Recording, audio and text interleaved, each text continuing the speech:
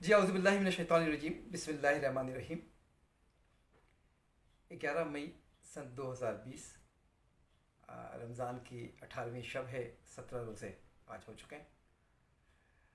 Covid के ऊपर गुफ्तगू जारी रहेगी जी। आज 4 सवाल हैं। दुनिया कहाँ पे खड़ी है, मौजूदा सूरत हाल क्या है। दूसरा सवाल ये कि टेस्ट का मामला क्या है, कब तक कराना है, कितना कराना है, किसको करना है। तीसरा सवाल ये है कि लॉकडाउन नीचे आ गया है तो क्या कुछ करना चाहिए। और चौथा सवाल जो है, जो सबके साथ जारी रहेगा, वो है कि इसी सूरत हाल में आपका तज़िया और तबसरा क्या है। तो पहला सवाल कि दुनिया की इस वक्त मौजूदा सूरत हाल क्या है। हम देख रहे हैं कि नीचे की तरफ वायरस का जो दबाव था वो नीचे की तरफ है। दबाव देखने के जो तरीक़ेकार दुनिया ने ग्राफ बनाया हुआ है, जो हर आदमी को नज़र आता है कि इतने केस हो गए, इतने मुस्बित हो गए, इतने मरीज़ हो गए। केस, टेस्ट मुस्बित, मरीज़ वो बढ़ते ही जा रहे हैं। जो सेहतमंद हो भी रहे हैं तो उसको माइनस नहीं कर रहे हैं, ऊपर बढ़ाते चले जा रहे हैं। और वो अच्छा खासा पूरी दुनिया में उसने हरासमेंट मचाई हुई है और कई बार इस पर बात कर चुके हैं। तो मेरा देखने का अंदाज़ ये था कि कितने लोग इंतकाल कर गए हैं इस कोरोना के नतीजे में। जो भी इंतकाल आप कोरोना से जोड़ रहे हैं उसको, उनकी तादाद क्या है ग्लोबली, दुनिया भर में और मुख्तलिफ़ ममालिक में क्या है। दूसरा मेरा जोड़ने का अंदाज़ था कि कितने लोग अगले आने वाले दिनों में, घंटों में, दिनों में, हफ्तों में इंतकाल या अमवात हो सकती। तो वो लोग जो कि इंतहाई निगहदाश्त में हैं, या वो लोग जिनकी ज़िंदगी बहुत नाजुक सूरत हाल से मौत ज़िंदगी की जंग लड़ रही है, वो कितने हैं। तो मैं डेथ होने वाले से और जो डेथ के करीब है इससे नापने की कोशिश करता हूँ कि बीमारी की शिद्दत और वबा की शिद्दत कितनी ख़तरनाक आने वाले दिनों में हो सकती है। तो पहले जो डेथ के करीब जो लोग होते थे, हम कहते थे हाई डिपेंडेंसी यूनिट या इंतहाई निगहदाश्त के यूनिट। इंतहाई निगहदाश्त के यूनिट में हम वेंटिलेटर पे सपोर्ट देते थे और हाई डिपेंडेंसी यूनिट के अंदर ऑक्सीजन की सपोर्ट मिलती थी। उन यूनिट्स के अंदर अगर हम देखें तो पहले लोग बहुत ज़्यादा हुआ करते थे। अब जो लोग हैं वो 43,000 और 44,000 या 47,000 पर आ चुके हैं। तो पहले शोबा निगहदाश्त के अंदर जो है वो लोग तेज़ी से बढ़ रहे थे। और इस वबा को नापने का जो तरीक़ा था वो ये था कि वबा 1 से 3, 3 से 9, 9 से 81 और 81 से वो 243, तो मल्टीप्लाई बाय 3 हो रहा था। और जो खौफ हमें नज़र आता था, तो इसकी जो R0 वैल्यू थी वो 3.4 डिटरमिन की गई थी और उसकी वजह से परेशानी बहुत ज़्यादा थी। तो हम अगर देखें ज़रा सा पाकिस्तान के डेटा को साथ साथ देखते हैं ताकि अपना सवाल नंबर तीसरा चौथा साथ चलें। तो पाकिस्तान में हमारे पास इस वक्त जो कहते हैं, हमारे पास जो टेस्ट की बुनियाद पर जो हम कह रहे हैं मरीज़ हैं, वो हम कहते हैं 31,000। और आपको पता होगा गुज़िश्ता दिनों में फिर जो हमारी अमवात थी वो 14 या 18 है। तो अमवात का जो रेशो है उसको हम आगे पढ़ सकते हैं कि आगे क्या होने जा रहा है, और अमवात जो आज हैं इसकी बुनियाद पे हम पीछे पढ़ सकते हैं कि पीछे हमारे पास क्या ख़तरात मौजूद थे। तो हम चलते हैं वापस मार्च के आखिर में हमारे तबसरे क्या थे, कौमी तबसरे क्या थे, हमारे कौमी साइंसदानों के तबसरे क्या थे, मशहूर जो बड़े हमारे इस फील्ड के जो लोग थे उनके तबसरे क्या थे, और पेशा वाराना जो ज़िम्मेदार जो लोग थे उनके तबसरे क्या थे। तो उस तबसरों को अगर हम आज देखें कि अगर हमारी जो डेथ है वो आज की वो कम नज़र आती है बहुत, उसके मुकाबले में जो डेथ हुई है हमारी 23 गुज़िश्ता, तो 23 डेथ मैच नहीं करती जो हमने R0 वैल्यू जो 13.4 कहा है।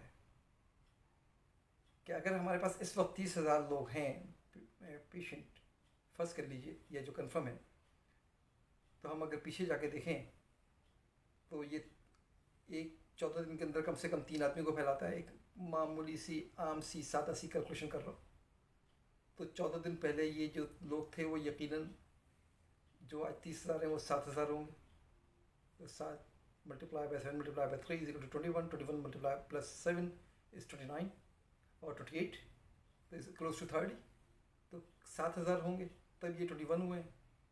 और अगले 14 दिन के अंदर ये 3 से मल्टीप्लाई कर दें, तो 30 को अगर हम 3 से मल्टीप्लाई करते हैं तो ये 90 हो जाते हैं, 1 लाख। तो अगर कोई कहे कि जी फला दिन के बाद ये 2 लाख हो जाएंगे, 20 लाख हो जाएंगे, वो तो मैथमेटिकली है, आप जितना टेस्ट करते जाएंगे नजर आते जाएंगे।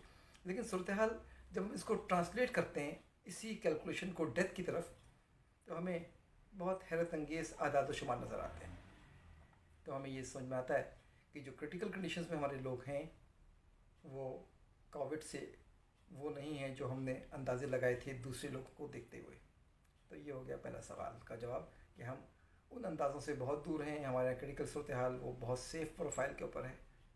अब आइए सेकंड सवाल कि ये टेस्ट जो हो रहा है किसको टेस्ट करना चाहिए और जिनको लामतें मौजूद नहीं हैं उनको कैसे आइडेंटिफाई किया जाए कि वो फैला रहे हैं। टेस्ट किसको करना चाहिए? अभी हम कहते फिर रहे हैं गली कुचों में जो लोग जमा होंगे, जहाँ पे ज़्यादा लोग जमा होंगे उनको पकड़ेंगे, टेस्ट कर लेंगे।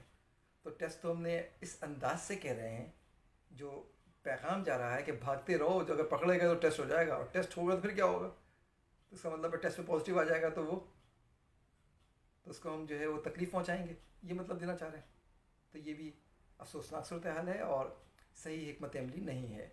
एक इंतहाई जारहाना, रफ़ और अक़ल से आरी ये लहजे हैं और ये हिकमत अमली है कि सब्ज़ी की दुकान पे जो खड़े होंगे उनको हम टेस्ट करेंगे।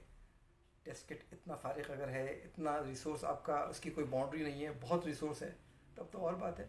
उन्हें टेस्ट करके क्या करेंगे? कब तक टेस्ट करेंगे? कितना टेस्ट करेंगे?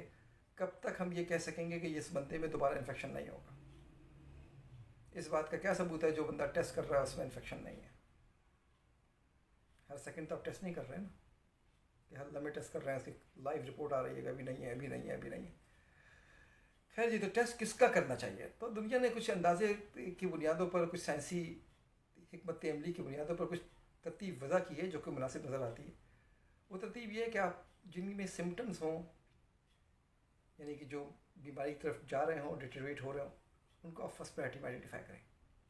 सेकंड, जो वनरेबल हों, जिनमें ये कोविड नुकसानदा बहुत हो सकता है, जो हमें डेटा बता रहा है, कार्डियोवैस्कुलर पेशेंट, बहुत मोटे लोग, उम्र दराज लोग, किडनी के पेशेंट, डायबिटीज़, तो आप उस लिहाज से जितनी आपके पास चादर है उतनी पाँव फैला लीजिए, उनको आइडेंटिफाई कर लीजिए।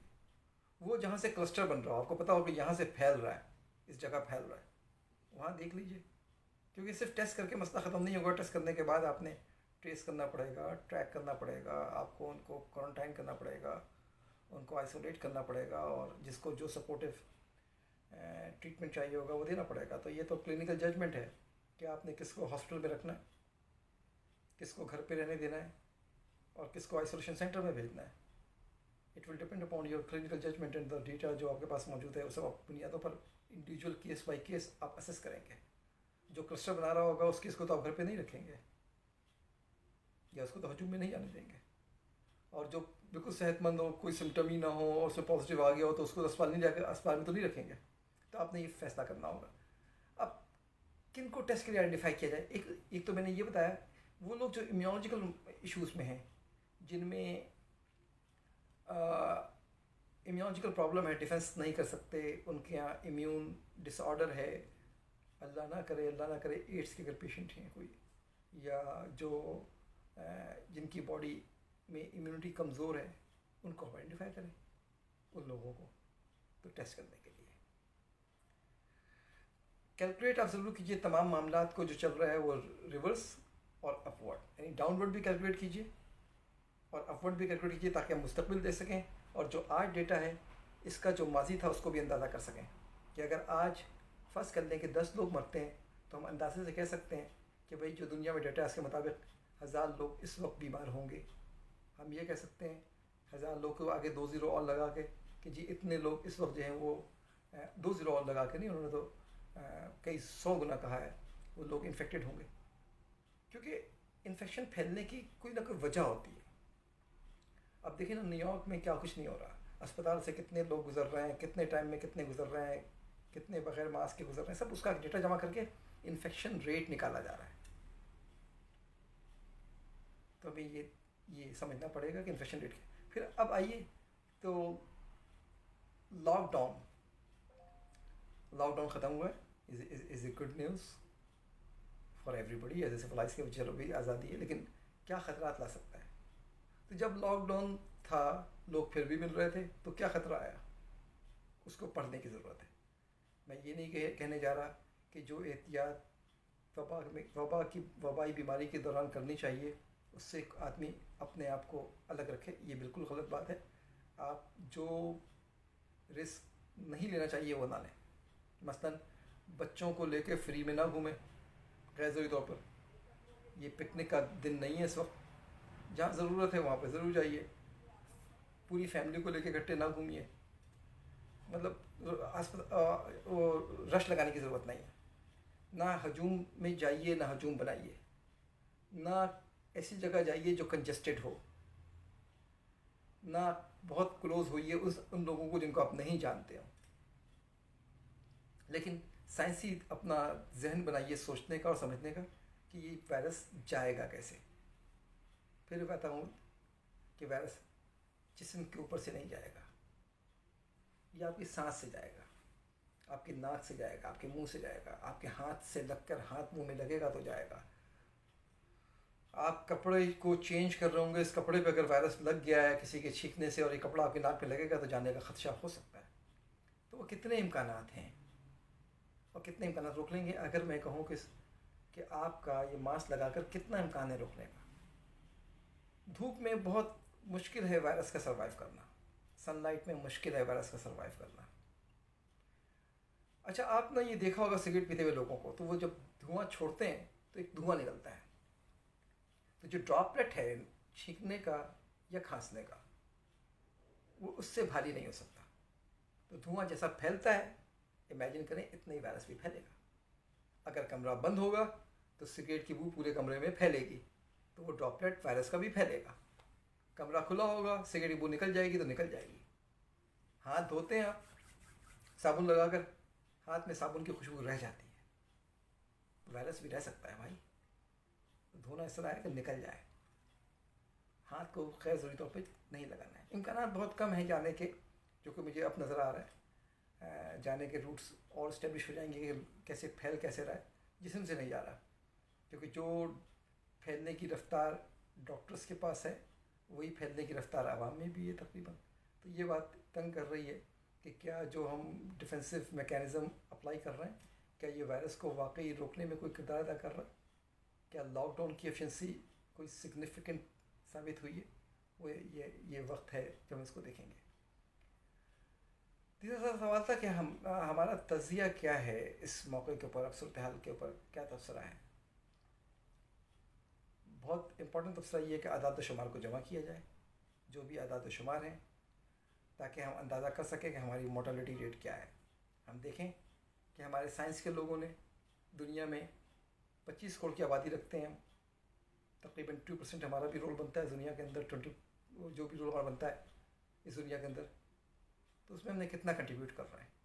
اگر 100 پیپر نکل رہے ہیں سائنٹیفک تو ہمارے پاس ہی مریض ہیں، تو ہمارے کتنے پیپرز جا رہے ہیں، ہم کتنا دنیا کو سپورٹ کر رہے ہیں. فرسٹ. سیکنڈ، ہم افواہ پھیلا کتنا رہے ہیں. اگر افواہ 100 پھیل رہی ہے دنیا میں تو اس میں کتنا ہم پھیلا رہے ہیں. کتنا افواہوں کا ہم شکار ہو رہے ہیں. کتنا ہم سنجیدہ ہیں، کتنا گورنمنٹ سنجیدہ ہے. کتنا ہم سے کوتاہی ہو رہی ہے، کتنا ہم سے لاپرواہی ہو رہی ہے. کن چیزوں کو محفوظ کیا جا سکتا تھا، کن چیزوں کو محفوظ نہیں کیا جا سکتا تھا. کیا رسک لیا جا سکتا تھا، کیا رسک اوائڈ نہیں کیا جا سکتا تھا. ان سارے سوالات کے جوابات اعداد و شمار کی بنیاد پر ہمیں جمع کرنے ہوں گے، اس زندہ قوم کی طرح جنہوں نے کل کی جینے کی پالیسی خود بنانی ہے. اللہ تعالیٰ آپ کا، ہم سب کا، میرا حامی و ناصر.